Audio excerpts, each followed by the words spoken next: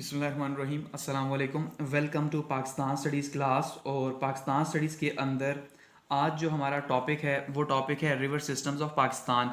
आज हम ये देखेंगे कि पाकिस्तान का जो दरियाओं का निज़ाम है वो कौन कौन सा है, यानी कि कौन से बड़े निज़ाम पाकिस्तान के अंदर मौजूद हैं दरियाओं के। ठीक है, तो चलिए स्टार्ट करते हैं। अब हमारे पास बेसिकली जो दरियाओं के निज़ाम है वो तीन दरियाओं के निज़ाम है। सबसे पहले अगर हम ये समझें तो सबसे पहला जो सबसे बड़ा जो दरियाओं का निज़ाम है पाकिस्तान के अंदर वो है इंडस रिवर सिस्टम।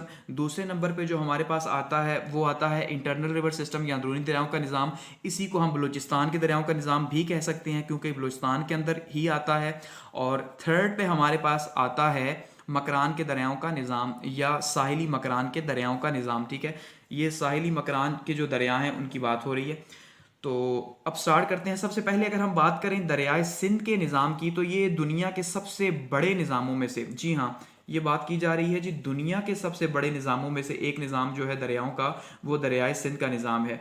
क्योंकि दरियाए सिंध जो है हम ये जानते हैं कि सालों से जो है ये बह रहा है, सदियों से बल्कि हम कहें तो ये यहाँ से बह रहा है। तो ये कहाँ से आता है जी? आसाम की पहाड़ियों से ये आके, तो इस तरह से ये पूरे पाकिस्तान में से तकरीबन गुजरते गुजरते जो है यूं कराची में जाके गिर जाता है समंदर के अंदर। ठीक है, तो अब हम अगर देखें कि ये जो दरियाए सिंध है तकरीबन ये 2900 किलोमीटर जो है वो इसकी लंबाई है। तो दुनिया के चार जो वो पुरानी सिविलाइजेशंस हैं जो जिनको हम कहते हैं कि भाई जो रिवर सिस्टम सिविलाइजेशंस हैं, तो उनके अंदर एक इंडस वैली सिविलाइजेशन भी थी जो इसी दरिया सिंध के किनारे ही आबाद थी। ये इतना पुराना जो है वो दरिया मौजूद है। और वो तकरीबन जो सिविलाइजेशन थी इंडस वैली सिविलाइजेशन जिसकी हम बात कर रहे हैं, तो वो इंडस वैली सिविलाइजेशन 3500 BC के टाइम पे यहाँ पे मौजूद थी और 2500 BC उसका पीक का टाइम था। तो आप अंदाज़ा कर लें कि इतना अगर पुराना था तो आज हम 21st सेंचुरी के अंदर हैं, तो ये कितना पुराना दरिया होगा। ठीक है, तो इस दरियाओं में ये जो सबसे बड़ा निज़ाम है पाकिस्तान का दरियाए सिंध का, ये दरिया पूरे पाकिस्तान से गुजरता है और इसके अंदर कुछ दरिया जो है वो शामिल हो जाते हैं। कुछ दरिया जो हैं वो ईस्ट की साइड से शामिल होते हैं, जिस साइड पे हमारे पास जो है वो इंडिया है। ठीक है, यानी इंडिया की साइड से कुछ दरिया शामिल होते हैं या कश्मीर के साथ से। और कुछ दरिया जो हैं वो वेस्ट की साइड से शामिल होते हैं या अफगानिस्तान की साइड से, या ये जो हमारे पास वेस्टर्न माउंटेन रेंज हमने जो स्टडी की थी ये पूरी की पूरी इसमें से जो पहाड़ निकलते हैं तो वो इसमें शामिल हो जाते हैं। उसमें अगर हम देखें कि हमारे पास ईस्ट की साइड से कौन कौन से मेजर जो पहाड़ दरिया हैं जो उसमें शामिल होते हैं, तो उसमें दरियाए जेलम है, हमारे पास रावी है, सुतलज है और ये ब्यास है। और जो पंजाब के मकाम पे आके मिलते हैं इसी वजह से उसको पंजाब कहा जाता है, द लैंड ऑफ 5 रिवर्स। ठीक है, तो ये 5 दरिया जो हैं वो यहाँ पे आके मिलते हैं जो कि ईस्ट की साइड से आते हैं।